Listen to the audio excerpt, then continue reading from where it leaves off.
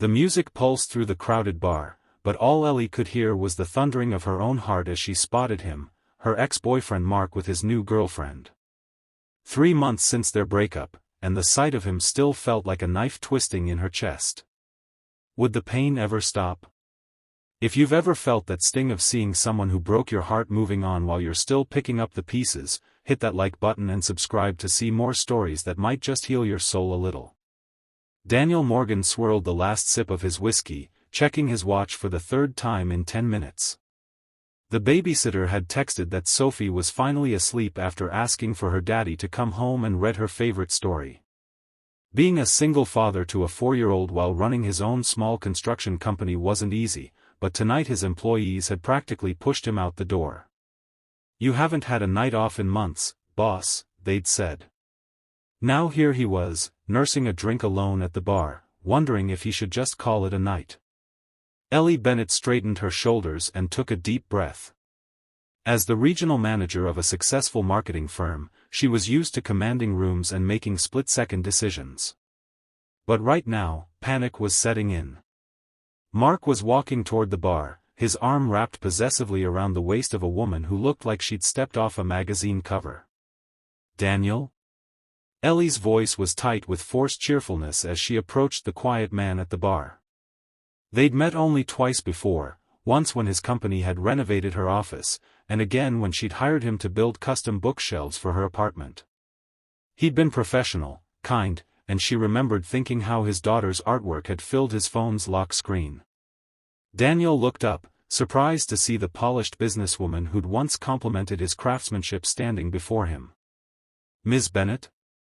"Ellie, please," she said quickly, her eyes darting nervously over her shoulder.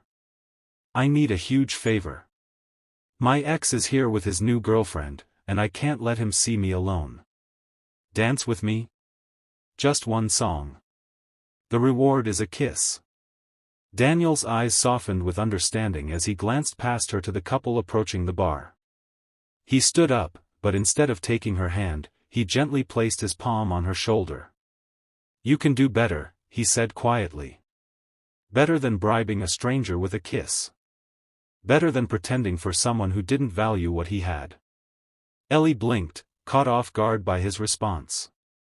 Before she could reply, Daniel continued, his voice kind but firm. "How about instead, we have a real conversation? No pretending, no games. Just 2 people getting to know each other while your ex realizes what he lost all on his own." Something in his words, the simple dignity of them, made Ellie's shoulders relax for the first time that evening. She nodded, a genuine smile replacing her anxious expression. "I'd like that," she said, sliding onto the bar stool next to his. As Mark passed by with barely a glance in their direction, Ellie found herself not caring nearly as much as she thought she would. Instead, she was captivated by Daniel's stories about his daughter Sophie, about rebuilding his life after his wife had left them when Sophie was just a baby, about finding joy in creating things with his hands. "She loves stars," Daniel said, showing Ellie a picture of the glow-in-the-dark constellation he'd painted on Sophie's ceiling. "Says they help keep the monsters away." "Smart girl," Ellie replied, finding herself charmed by both the father and daughter she'd never really noticed before. The night deepened, and as they talked, something unexpected began to bloom between them, something authentic that had nothing to do with exes or pretense.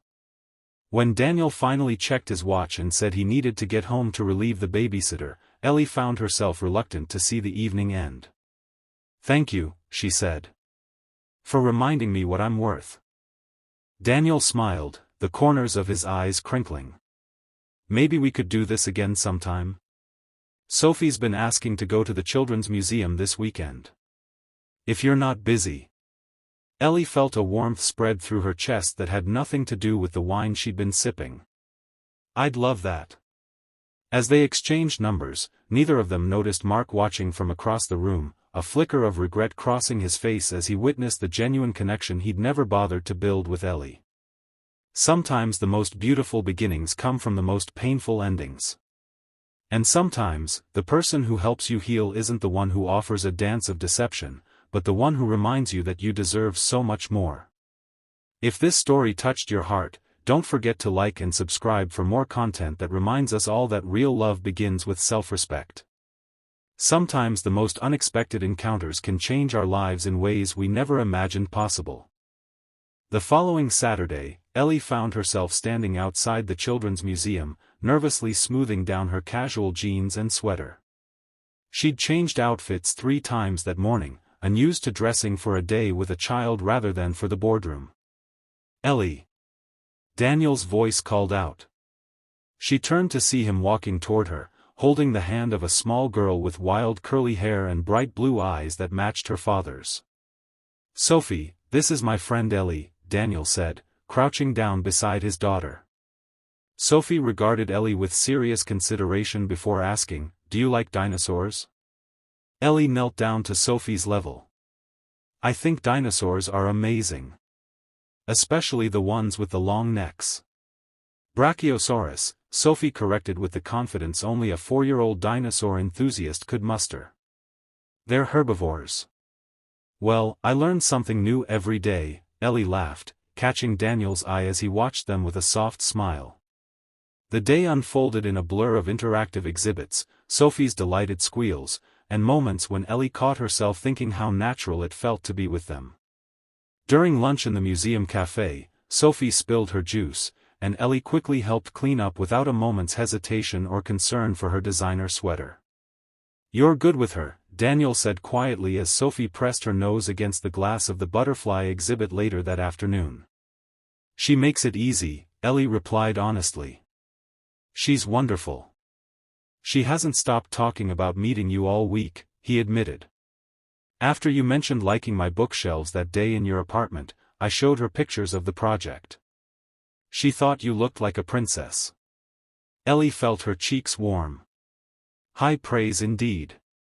As the weeks passed, Ellie found herself seamlessly integrating into their lives. Movie nights with Sophie curled between them on Daniel's worn but comfortable couch. Sunday morning pancakes where Sophie insisted Ellie's chocolate chip smiley faces were better than her dad's. Afternoons in the park where Daniel taught them both how to fly a kite he'd built himself. At work, Ellie's colleagues noticed the change in her.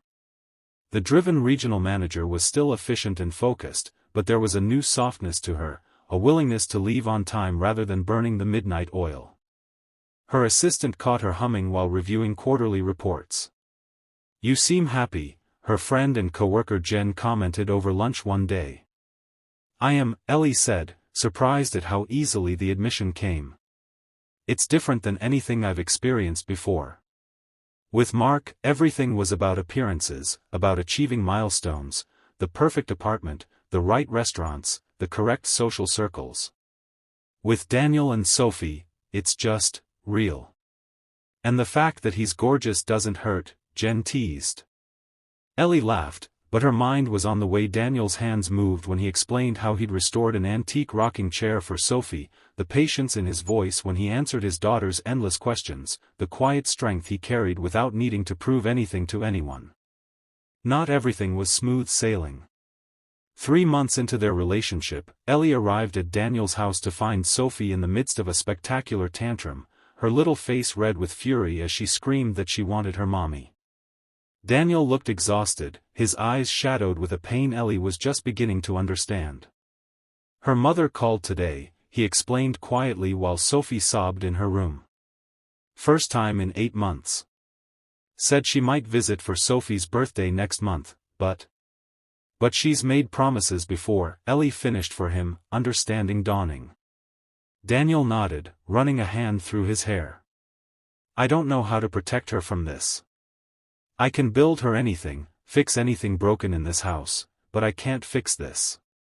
Ellie took his hand. "Maybe we don't fix it. Maybe we just make sure she knows she's loved, exactly as she is, by the people who choose to be here." Later that evening, after Sophie had cried herself to sleep, Ellie found Daniel sitting on the back porch steps, staring up at the night sky. "I should go," she said softly, not wanting to intrude on his private moment. "Stay," he said, reaching for her hand. "Please." She sat beside him, their shoulders touching as they looked up at the stars. You know what Sophie asked me last week? Daniel said after a long silence. She asked if you were going to be her new mommy. Ellie's breath caught. What did you tell her? I told her that you care about her very much, and that relationships take time to grow. He turned to look at her, his eyes reflecting the starlight. But I also told her that I've never met anyone who makes me feel the way you do. Daniel. I'm not rushing anything, he assured her quickly. I know we're still getting to know each other. But I want you to know that this isn't casual for me. You and Sophie, you've become the brightest parts of my life. Ellie leaned her head against his shoulder, feeling the steady rhythm of his breathing. When I asked you to dance that night, I was so focused on making Mark jealous, on proving I was fine without him. I never imagined I'd find someone who would show me what it means to be valued for who I am, not what I can offer or how I look on someone's arm. You deserve that and more, Daniel said simply. 6 months after their first real date, Ellie was working late, finalizing a major presentation, when her office door opened. She looked up, expecting to see the cleaning staff, but instead found Mark standing there, looking exactly as he had the night at the bar. Your assistant let me in, he said, his familiar cologne bringing back memories Ellie had thought long buried. I was in the building for a meeting and thought I'd stop by. Mark, she acknowledged, surprised by how neutral she felt seeing him. What can I do for you? He moved further into her office, eyes taking in the changes she'd made since he'd last been there, particularly the framed photo on her desk of her, Daniel, and Sophie at the beach, their faces sun-kissed and laughing. You look good, he said. Happy. I am. I made a mistake, Ellie, he said, his voice dropping to the intimate tone that once would have made her heart race. Letting you go was the biggest mistake of my life. No one understands me like you did. Ellie set down her pen, studying the man she'd once thought she couldn't live without. No, Mark. The mistake was me not realizing sooner that I deserved better than someone who only wanted me when I was convenient or made him look good. That's not fair, he protested. We had something special. We had something comfortable, she corrected gently. Something that looked right on paper. But it wasn't real, not in the ways that matter. Her phone buzzed with a text message. She glanced down to see Daniel's name. Sophie insisted on making spaghetti for dinner.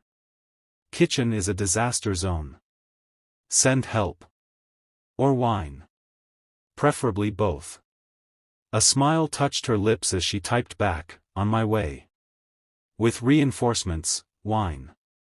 She looked back up at Mark. I need to go. My family is waiting. The word family felt right as she said it, and Mark must have heard the certainty in her voice because he stepped back, nodding slowly. He's a lucky man, he said. No, Ellie replied, gathering her things. We're both lucky. We found each other when we weren't looking, but exactly when we needed to. As she drove to Daniel's house, which had increasingly become their house over the past months, Ellie thought about the night that had changed everything. How close she'd come to playing the same old games, to measuring her worth by someone else's reaction. She pulled into the driveway, hearing Sophie's laughter through the open kitchen window. Daniel appeared in the doorway, dish towel over his shoulder, a smudge of tomato sauce on his cheek. Reinforcements have arrived, she called, holding up the bottle of wine. Thank goodness, he said dramatically. We're under heavy fire in there. Spaghetti everywhere. Approach with caution. As she walked toward him, Ellie felt a certainty settle in her heart. This was where she belonged, not in a carefully choreographed dance to make someone jealous, but in the beautiful, messy reality of a life built on honesty and mutual respect. Daniel pulled her into a flower-dusted embrace. Welcome home, he whispered against her hair. And she was home, in every way that mattered. 1 year to the day after they'd met at the bar, Daniel took Ellie back there for a drink. Sophie was having a sleepover at her best friend's house, and Daniel seemed unusually nervous as they sat at the same spot where Ellie had once asked him to dance. Do you ever think about how different our lives would be if you hadn't approached me that night? He asked. Sometimes, she admitted. But then I think maybe we would have found each other anyway. Some other time, some other place. Daniel smiled, reaching for her hand across the bar. I like to think so too. But I'm glad it happened when it did. He reached into his pocket and pulled out a small wooden box, hand-carved with delicate stars that matched the ones on Sophie's ceiling. I made this, he said, his voice steady despite the vulnerability in his eyes. Open it. Inside, nestled on a cushion of blue velvet, was a ring, not flashy or ostentatious, but beautifully crafted with a single diamond surrounded by tiny sapphires the color of Sophie's eyes. Ellie Bennett, Daniel said, his voice carrying over the music in the bar, you walked into my life asking for a dance, but you gave me so much more. You showed me that love doesn't have to be complicated or performative. It can be as simple as pancake sundaes and stargazing on the porch steps. Will you marry me? Tears blurred Ellie's vision as she nodded, words momentarily beyond her reach. When Daniel slipped the ring onto her finger, it fit perfectly, just like he and Sophie fit perfectly into the spaces of her heart she hadn't known were empty. Yes, she finally managed. 1,000 times, yes. As Daniel leaned across the bar to kiss her, neither of them noticed the other patrons watching with smiles, or the bartender discreetly raising a toast in their direction. They were too absorbed in the moment, in each other, in the beautiful future stretching out before them. Sometimes the greatest love stories don't begin with grand gestures or perfect timing. Sometimes they begin with simple words of truth, you can do better. And in finding someone who believes that about you, who sees your worth even when you've forgotten it yourself, you discover what love is truly meant to be. If this story touched your heart, remember to like and subscribe for more content that reminds us all that real love begins with self-respect, and that sometimes the most unexpected encounters can change our lives in ways we never imagined possible. Because in a world of temporary connections and surface-level relationships, finding someone who sees your true value is the greatest love story of all.